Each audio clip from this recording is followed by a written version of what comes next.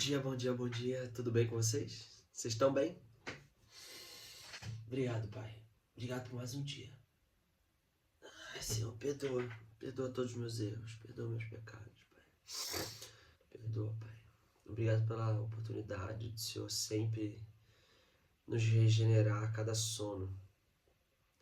Para que não carregamos o peso, mas sim todo o conhecimento de ontem. Tudo que aprendemos. Trazermos somente isso, mais nada, nenhum peso, nenhum fardo. Nada que aperte o nosso coração. Não faz sentido. Se todo dia é uma vida, porque quando você dorme, quando a gente dorme, a gente não sabe o que acontece. Se todo dia é uma vida, por que trazer o peso da vida de ontem? Somente o aprendizado e a experiência, Pai. Obrigado, Senhor, por o Senhor estar sempre tentando fazer com que a gente entenda isso. E muitos de nós não entendemos. Mas através do Senhor, e o que o Senhor me pediu para dizer agora, que as pessoas possam entender que a única coisa que a gente tem que trazer do outro dia são as experiências, o conhecimento, mas nenhum peso, nenhum fardo, nenhum coração apertado, e sim uma sensação de bem-estar.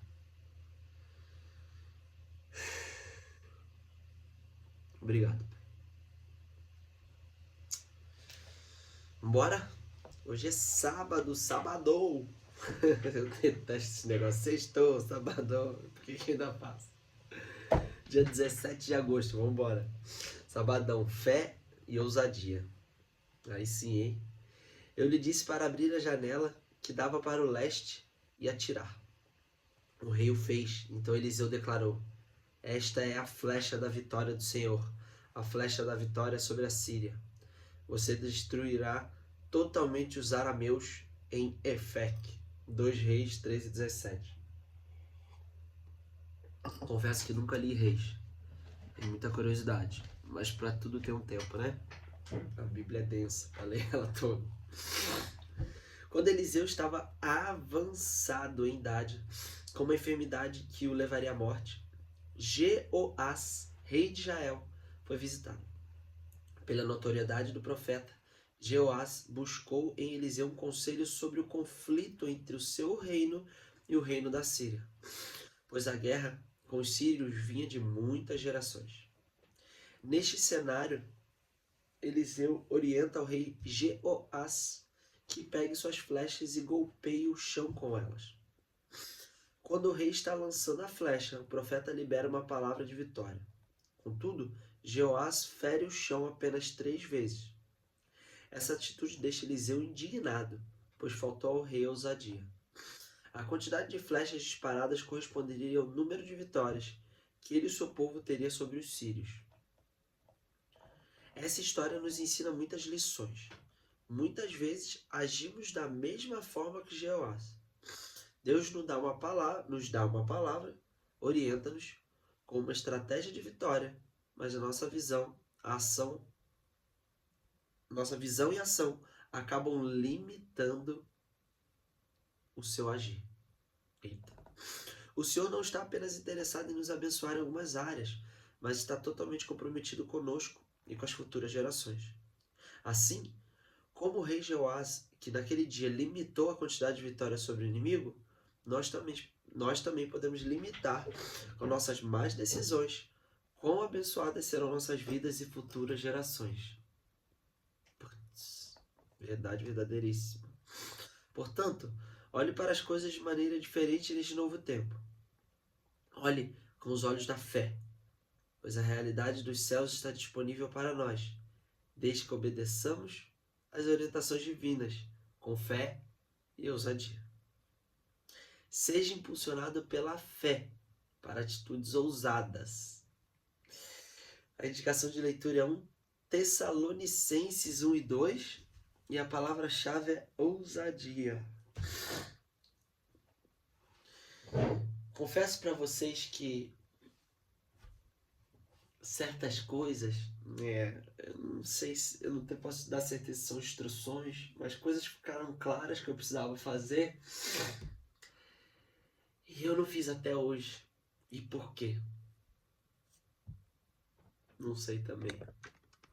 Então, com certeza está me limitando e limitando as minhas gerações.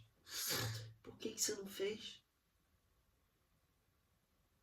O que te faltou? Faltou acreditar mais? Faltou a ousadia de agir, sendo impulsionado pela fé? Quão forte é a sua fé? Eita, ó, viu? Ó, tá a resposta aí, ó. Nossa.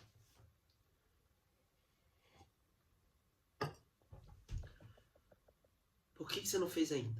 Por que aquilo que estava tão claro que você deveria ter feito para dar o próximo passo,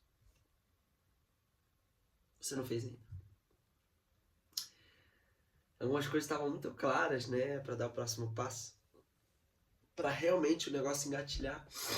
E agora, lendo esse texto, eu falei, caraca, mas tem tanto... Quanto tempo que eu falei que eu iria fazer isso? Faz um tempão. O que eu não fiz? Que teve uma linha, uma zona de conforto nesse meio do caminho, que me fez fazer isso aqui, ó. Tranquilo.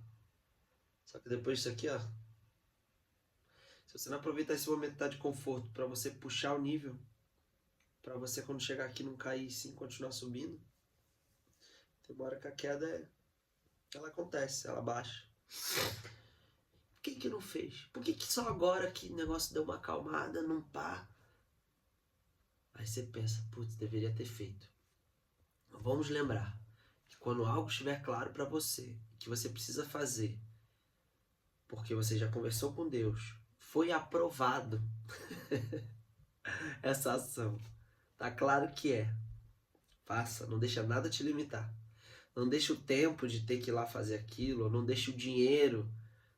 Dá um jeito, arruma de algum lugar. Dinheiro te limitar ou o tempo. Ah, não tô sem tempo. Não, tem. Porque o tempo todos temos igual. O negócio é a prioridade que você dá. Você não deu prioridade. Eu não dei prioridade. Como eu hoje na empresa eu ainda sou o cara que executa, o cara que faz orçamento, o cara que faz a visita para fazer orçamento, o cara que resolve o problema quando dá, tem que... Então são muitas facetas numa pessoa só. E aí o que acontece? Fica sempre fazendo o que precisa na hora. Por exemplo, vou dar um exemplo. Fui fazer uma visita de orçamento. Aí eu tinha que montar orçamento. Só que eu tô trabalhando pra caramba. Aí quando eu vi, tinha 4 dias eu não tinha mandado orçamento. Eu falei, meu Deus do céu, se eu não mandar orçamento, quando que a pessoa vai fechar? Não é assim, fechou e amanhã a gente começa. Aí tem que dar prioridade, porque o tempo é o mesmo. Aí eu ia fazer à noite. O que aconteceu? Cansadaço, dormi. Tenho que fazer de manhã, não tem jeito. Terminei aqui, sentei super concentrado. Em meia hora eu consegui fazer. Fiz todos os cálculos, mandei. Aí manda orçamento. Provou, beleza, vai começar tal dia, tal dia. Ponto, você já sabe. Então tem que dar prioridade. Tem que ir. Opa. Até que as coisas comecem a organizar. Você vai ter alguém para fazer orçamento, um orçamentista, você vai ter alguém para executar, vai ter um ajudante, vai ter. Né? Como eu vejo na empresa que eu já fiz parceria lá em Florianópolis, o Thiago Albuquerque, ele começou também sozinho, sendo que ele nunca meteu a mão na massa. Ele é o cara que só faz as conexões, ele terceiriza tudo. Ele capta a obra e terceiriza. Meu, era tudo ele. Tudo ele. Quando eu o conheci, ele já tinha um sócio que ficava mais na obra e ele já tinha um orçamentista, que era um cara bem experiente de orçamentista de prédio e tudo mais, então... Mas ele não tinha no começo, ele tinha que fazer tudo sozinho. Então é ter calma no processo e fazendo o que é necessário, porque assim como uma empresa precisa vender, o time de vendas precisa estar vendendo, mas ele também precisa organizar, porque senão todo o esforço de venda vai ser em vão. Mas também não adianta você ter só a galera da organização, do RH lá, e não ter RH ou administrativo, e não ter a venda, porque se você não tem venda, você não sustenta isso aqui. Então o mais importante é a venda. Só que para você pegar os esforços da venda e otimizar, aí você vai precisar ter o administrativo, o RH. Se você organiza, primeiro é venda. Para você tirar sua empresa do chão é venda. E aí você começa a organizar todo o seu esforço de venda. Que chega uma hora que você começa a jogar fora o esforço de venda. E aí fica cansativo, você não vai a lugar nenhum. Então você ter a ousadia de fazer, a ousadia de bora, vamos com tudo. Isso acho que é o mais importante. Mas para você gerar essa ousadia é o que ele fala aqui, ó. É legal que você possa usar a sua fé, para você ser impulsionado por ela, ter coragem de fazer aquilo que já está claro que tem que ser feito. Por mais que, se você tiver numa uma posição desconfortável, tá ruim, e você sabe que aquilo ali vai te tirar, vai ser um impulso a mais para você executar. Mas se naquele momento você entra numa zona de conforto, com certeza você não vai fazer.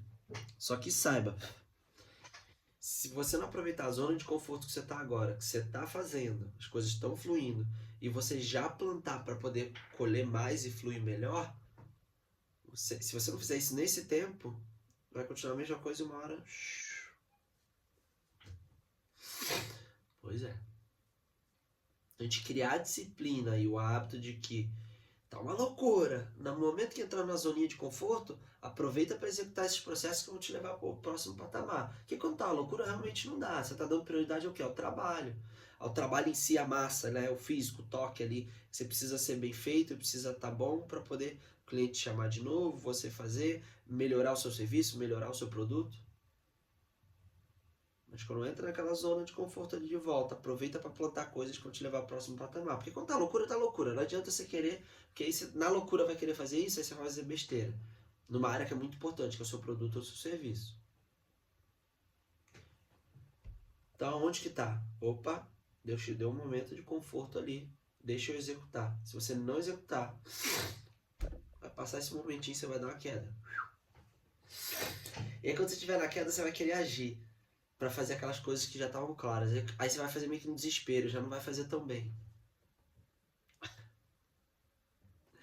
Então, tem algumas receitas, tem algumas formas da gente agir que a vida vai ensinando. Pode ser que você leve a vida inteira para entender isso, pode ser que você de primeira já se ligue, e pode ser que você esteja vendo esse vídeo aqui e fale assim: caraca, faz sentido, deixa eu fazer logo isso. Beleza, já economizei mó tempão.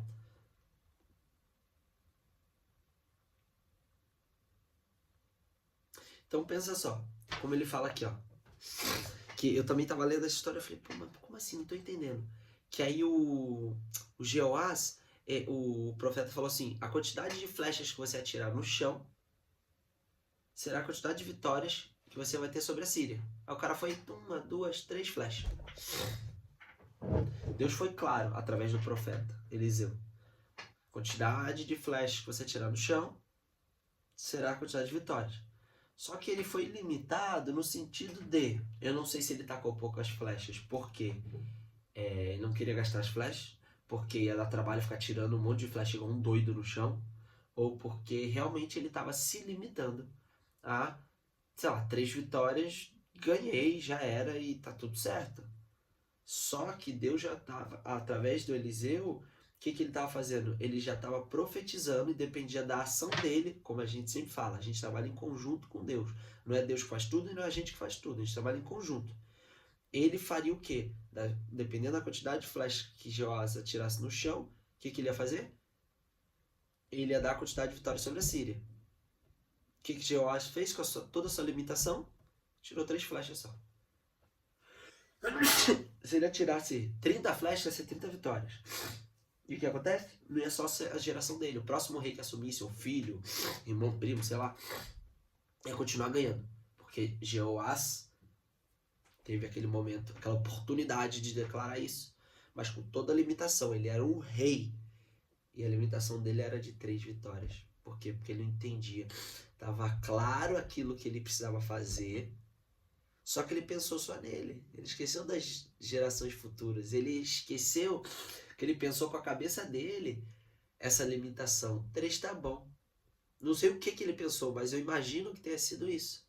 Só que ele esquece que Deus sabe o caminho inteiro, até o fim, até os confins da terra. Então, se ele tivesse atirado 100 flechas, ia ser praticamente, tipo, sei lá quantas gerações à frente depois da dele.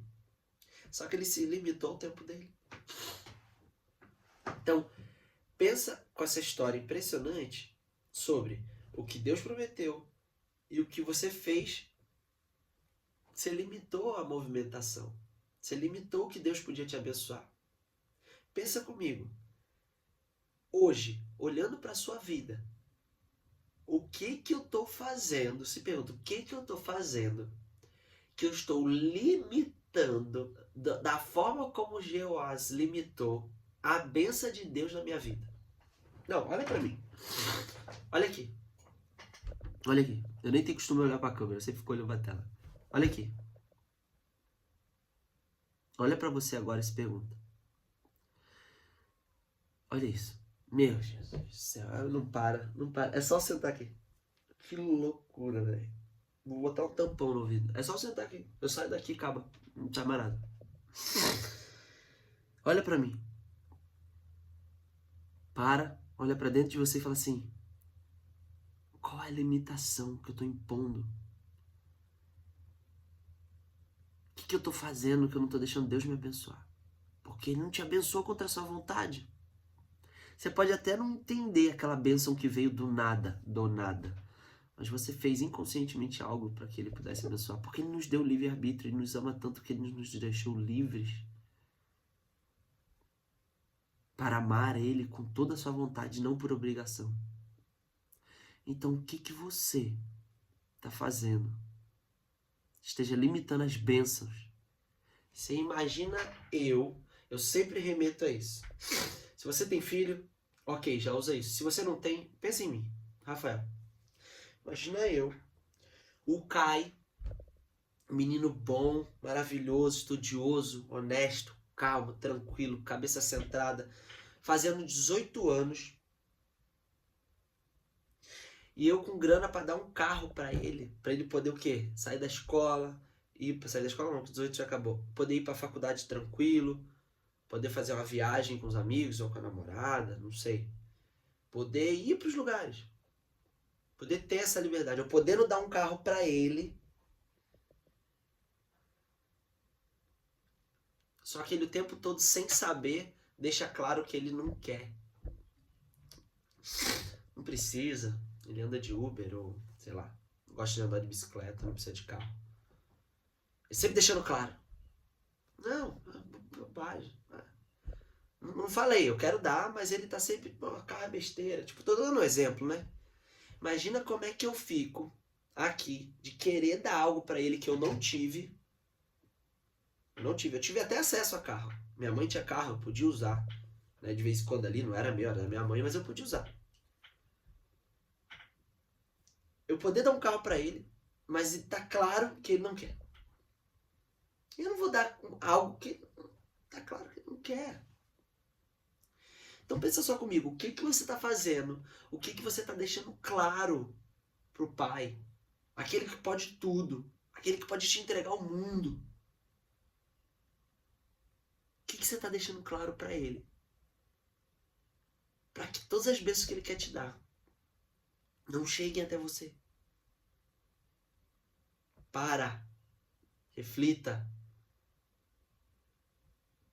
Deus queria dar a vitória soberana de Jeoás sobre a Síria pro fim de todas as gerações, de tudo, nunca mais ter guerra.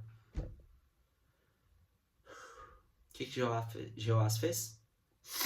Atirou 3 flechas no chão, ou seja, 3 vitórias. Um pensamento muito limitado, infelizmente. E ele era um rei. O que você tá fazendo, meu? Tá limitando a Deus. O que eu tô fazendo? Eu tenho que pensar isso. O que eu tô fazendo? Que eu estou limitando as bênçãos de Deus. E eu digo financeiramente, que a minha vida é maravilhosa. Eu amo a minha esposa, eu amo os meus filhos. Eu gosto realmente do que eu faço. Eu amo estar aqui com vocês. Eu adoro demais, absurdamente estar aqui. Não importa se tem uma pessoa vendo, não importa. Quanto mais gente, melhor. Por quê? Porque eu amo estar aqui com vocês. Isso aqui é o que Deus me pediu para fazer e eu adoro fazer. Agora, o que eu tô fazendo? Que as bênçãos financeiras que Deus já prometeu e tá doido para me dar, o que eu tô fazendo que eu tô limitando a Ele a não me entregar? Porque a culpa é minha. Eu tô limitando. Porque o que eu imagino? As minhas bênçãos com bênçãos financeiras. Eu consigo chegar a mais pessoas. Eu consigo ter mais tempo aqui. Eu consigo é fazer de outras formas. Eu consigo viajar, eu consigo criar um ministério. O que eu estou me limitando? É isso que eu preciso olhar. O que você precisa olhar? Olha, porque ele tá maluco, ele tá doido para te abençoar. Só que ele não vai abençoar contra a sua vontade. Não adianta você falar, ai pai, eu quero, eu estou pá. Mas lá dentro, na sua... parte chama de subconsciente, inconsciente, não importa. A parte que não é clara, que não está aqui, diz a todo momento que você não precisa, você não quer, você não merece essas bênçãos. A crença do merecimento é a mais cabulosa de todas. Você lá dentro acha que não merece. Pois é. Você não merece lidar com muito dinheiro, você não merece lidar com uma vida saudável maravilhosamente, porque você acha que seus pais não tiveram, você não pode ter. Isso aí é um papo para outra coisa, é algo muito mais profundo. Crença do merecimento. Pensa só, se você acha que você não merece. Avalia, porque você merece. Posso te falar uma coisa, você merece. Você merece ter um corpo mais saudável, você merece ter uma mente sã, você merece ter dinheiro de verdade, você merece ter. Então olha, analisa, tenta entender por que as bênçãos do Senhor não estão sobre você. E essa certeza absoluta que eu tenho que é uma trava que você tem ali que você precisa só de bloquear. Porque ele nunca vai deixar de abençoar alguém. Porque ele ama o seu filho. Todos nós somos filhos amados. Você é muito amado. Eu me sinto amado. Você é muito amado. Não esqueça disso. Tá bom? Um beijo pra vocês e até amanhã.